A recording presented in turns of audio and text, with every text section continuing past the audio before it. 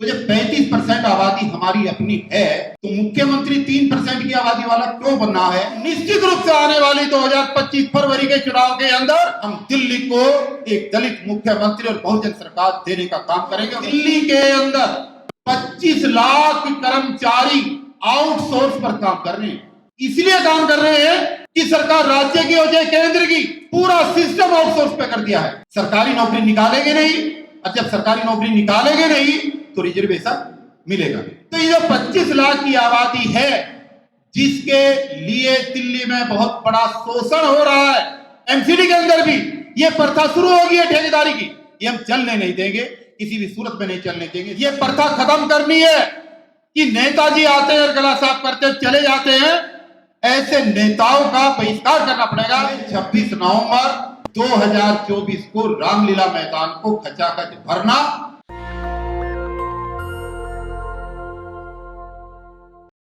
ये भागीदारी मोर्चा कैसे बना, क्यों बना, हाफिज गुलाम सरवर साहब ने आपको विस्तार से बताया, उसके बारे में मैं समय नष्ट नहीं करूंगा। सवाल ये है कि आज की इस सम्मेलन का विषय क्या है और हम यहां पर आज करने क्या आए हैं।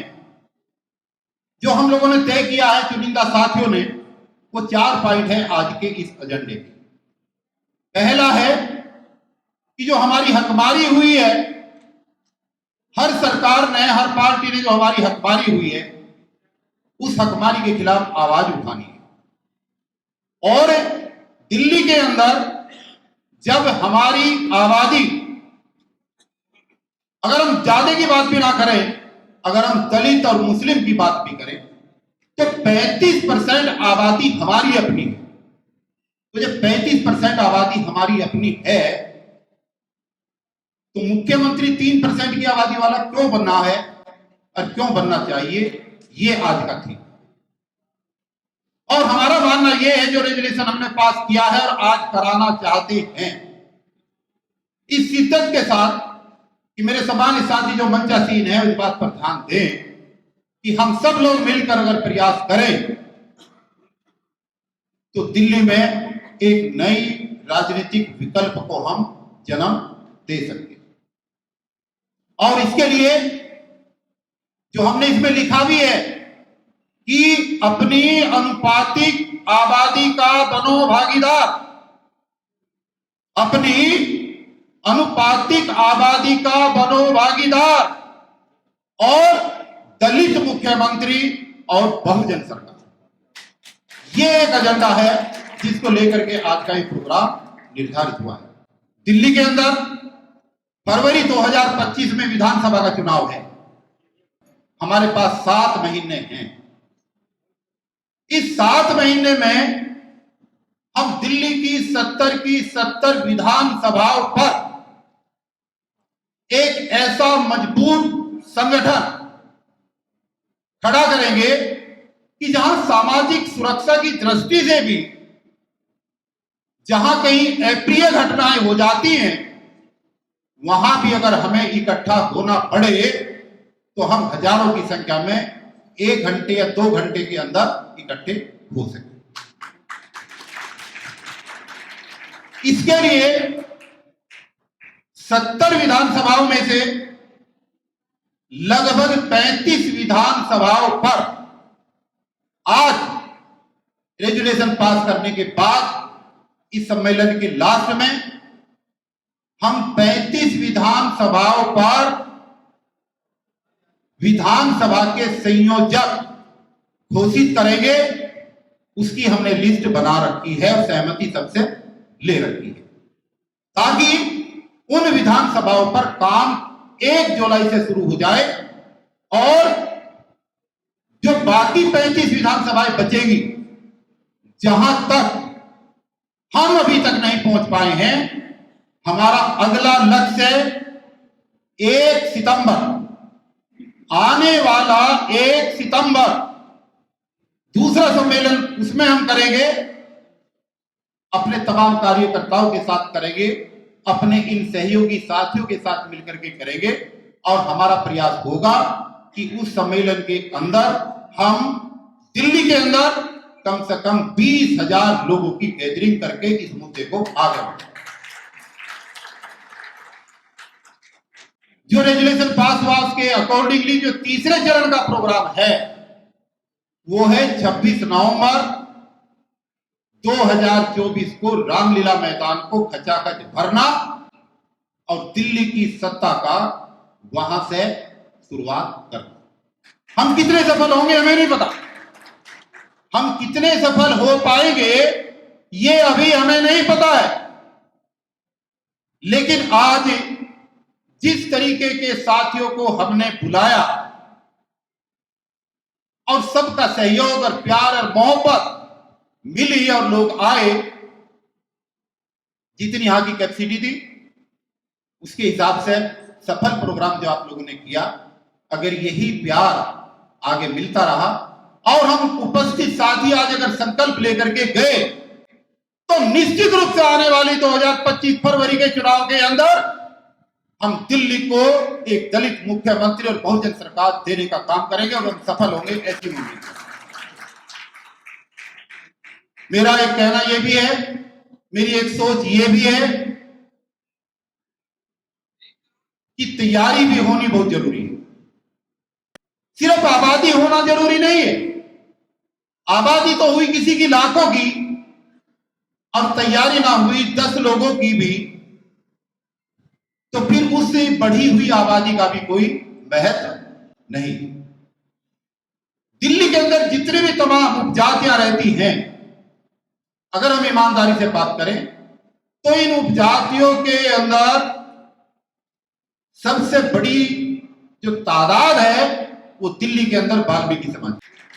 सबसे ज्यादा अगर भागीदारी इस दिल्ली के अंदर अगर वाल्मीकि समाज की है और ये वाल्मीकि समाज अगर सत्ता के प्रति आगे आना चाहता है, तो एक कड़वा सच बता रहा हूं कि देश की आजादी के 76 साल के अंदर अलग अलग जाति के लोगों को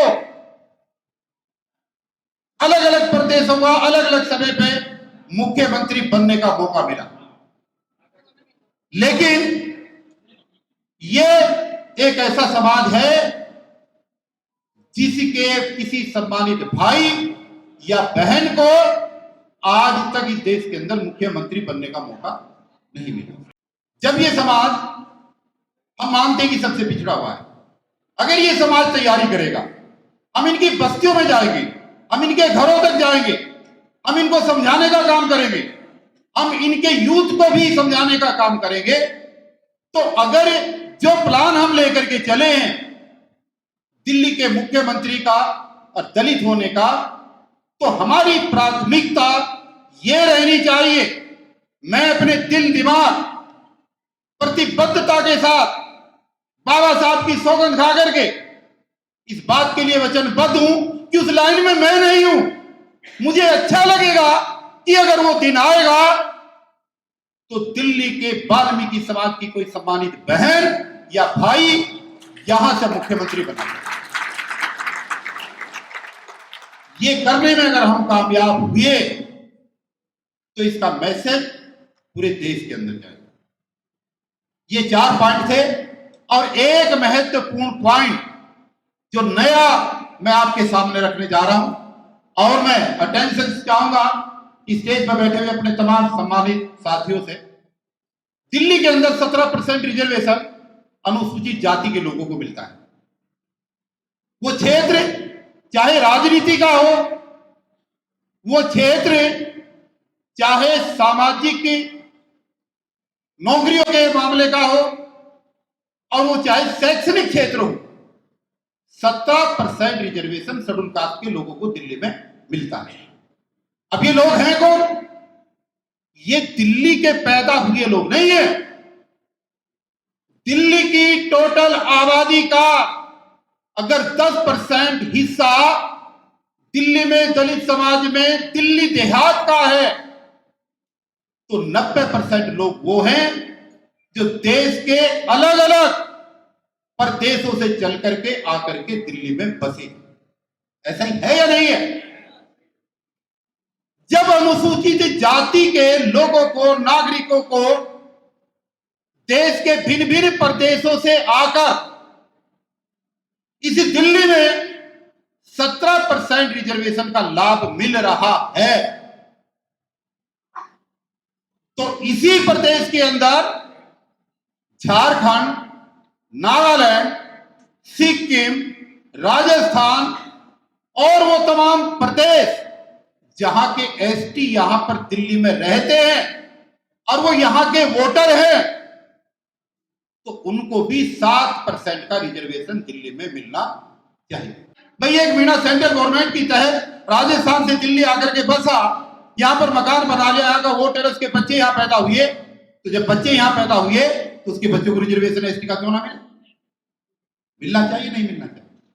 तो ये जो ऐसी उपजातियां हैं जो अभी तक गंभीरता के साथ एससी एसटी के मामलों में दिल्ली में आंदोलन से दूर रहती है, उन लोगों को भी हमारे नजदीक आने में और हमें उन्हें अपने नजदीक लाने में सहूलियत मिलेगी और ये आवाज उठनी चाहिए। 2028 में दिल्ली में परिसीमन होना है दोबारा।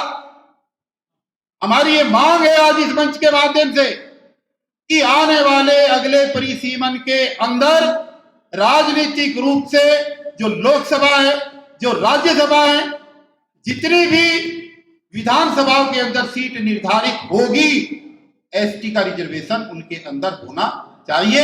आज 12 सीटें दिल्ली में शेड्यूल कास्ट की हैं, तो 6 सीटें राजनीतिक रूप में एसटी की होनी चाहिए, ताकि एससी और एसटी का जो कॉम्बिनेशन हम कागजों में लेकर के चलते हैं, वहां पर उन लोगों को न्याय मिले और वो लोग भी हमारे इस आंदोलन का हिस्सा।